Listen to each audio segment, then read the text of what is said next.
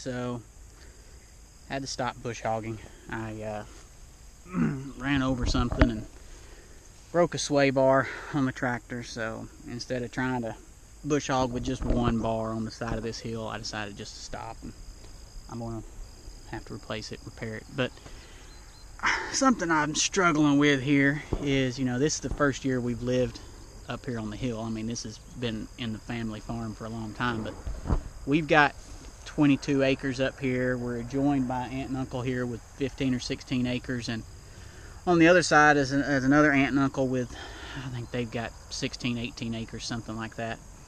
And I try to keep a lot of the pasture field, so of that's what, about 50 acres, give or take, total up on this side here that's either mine or aunt and uncle's. And of that, there's probably 20 acres of pasture field, old pasture field. There's no cattle up here anymore. They stopped running cattle up here when we built the house.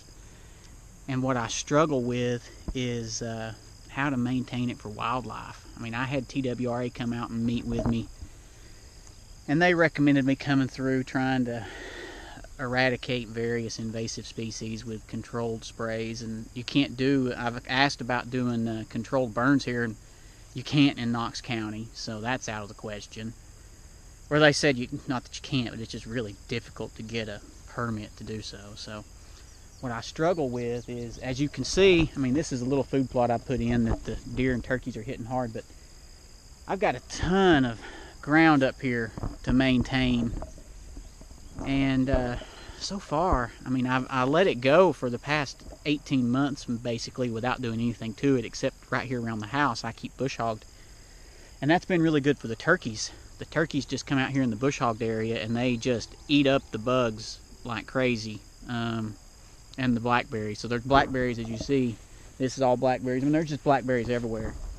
And the deer and turkeys are up here in the blackberries, but it makes it really hard to hunt over it because you can't see anything. The most of these berries and the vines and bushes are, they're 5, 6, 7 feet tall, and the deer, the turkeys I'm not worried about, but the deer just get in it and wander through it, and you can't even see them.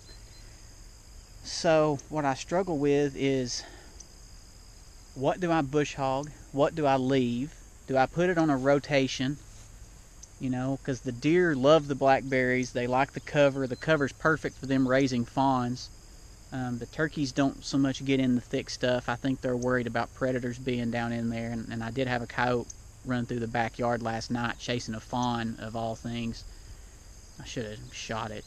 I wish I'd had my gun on me when I was bush hogging. But speaking of, that's something. I mean, the bush hogging part, I just have to do it in bites. I mean, it'd take a couple days non-stop to bush hog 20 acres on the side of this hill, because it's just so steep, it's so overgrown. I'm having to go really slow, but I don't know. Hopefully I can get a plan together for how I want to maintain this, but also maintain blackberries, because we picked gallons and gallons and gallons of blackberries this year for our own use, and we gave some away. We froze a lot. We made a lot of jelly. See all that? That's all a big stand of blackberries. I've got a tree stand right over there, and you can't see anything out of it because I've let it go, and I'm just struggling with trying to decide what to do. But first year here, I'm going to make mistakes. All I can do is learn from them, watch the deer, try to pattern them, figure out what they like, what the turkey like, and what works with us being out here too. So I don't know. If you watch this, if you're facing similar situations and things that you got to work out, man, leave a comment. Let me know what you think, what you've done, what's worked for you, and I'll keep you in tune, keep you up to date with what I've done and what's worked and what hasn't. But anyway, beautiful day, blessed to